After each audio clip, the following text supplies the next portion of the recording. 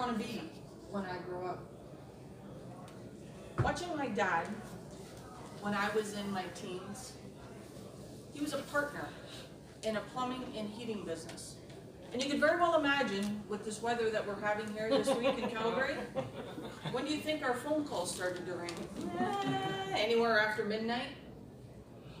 Our heat's gone out. Can you please come and put heat back on in our house? It's freezing in here. The temperatures really drop fast.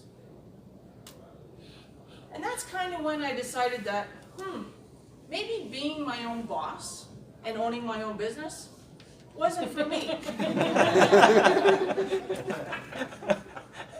Then I started working at Fleur, and as most of you have learned, I've been here for 30 years, so I have put a lot of time in and invested in my growth and my journey within this company. So I'm looking at it going, well, do I want to be a manager? Or do I want to be a leader?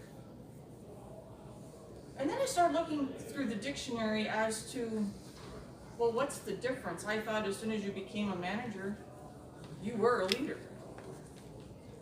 I have learned that that is not necessarily the case.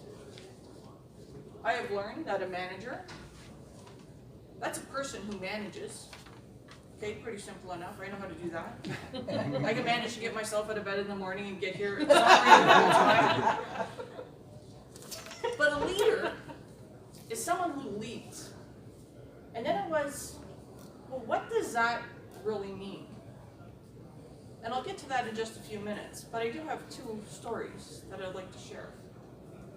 And you guys can help me decide as to who you think these people were acting as. Were they acting as a manager, or were they acting as a leader? My first story was on one of the job sites I was at many years ago, and it was a shutdown. It was a Saturday morning, and it was like 10 a.m. in the morning as we come strolling back into the office deciding we need coffee, because I am just drenched right to the bone because it's pouring rain outside. And you could take my clothes and you could literally wring them out, and actually I did, and I probably got a bucket of water, and I had my coveralls because we were in a shutdown and we're in a live plant. I got the coveralls over the door trying to dry before we have to go back out again. I get this phone call. Tam, what's happening? Are we going to make the end date? Did you guys find that spool you were missing yet? Have you been outside to check the progress today? Oh, by the way, it's pouring rain outside. Oh, yeah, sure. Yeah, we know that. Yeah, it's so nice being here. My girlfriend, yeah, she's just making me breakfast and I'm having my first cup of coffee, and yeah, I just kind of rolled out of bed. It was nice to know that that's how the construction manager felt about how we were doing with the shutdown. So do you think in my eyes that he was actually demonstrating as being a leader? Or was he basically just being a manager, checking up on the status and saying, hey, I'm doing my job, I'm checking in? There's poor souls, because they can go out and be sopping wet and feel cold for the rest of the day. And that's how I kind of viewed that individual. Of, you're a manager, but you're not inspiring me as a leader. This next one touches a little bit closer to home. Over the Christmas break, we've had the opportunity, and I'm honored, this individual had a vision. We're going to do something about helping the youth within our city soar like eagles. We're going to give them the skills and the tools to become confident, to become leaders in our companies.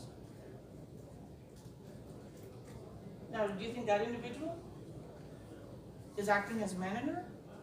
Or does that individual have vision as a leader? I'd say she has vision like a leader. I've also learned through my readings and my development of a gentleman by the name of John C. Maxwell, who has helped me become, and the title is Developing the Leader Within You, and then the 5 levels of leadership. The first level of leadership that he talks about in his books is position. People follow you because of the position you're in. That's a right. Permission? People follow you because of what you do for the organization. Sorry. For what you do, they follow you because they want to, sorry. They follow you because they want to, and that's a relationship. Production? They follow you because of what you do for the organization.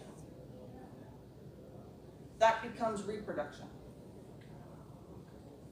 People development follow you because of what you have done for them.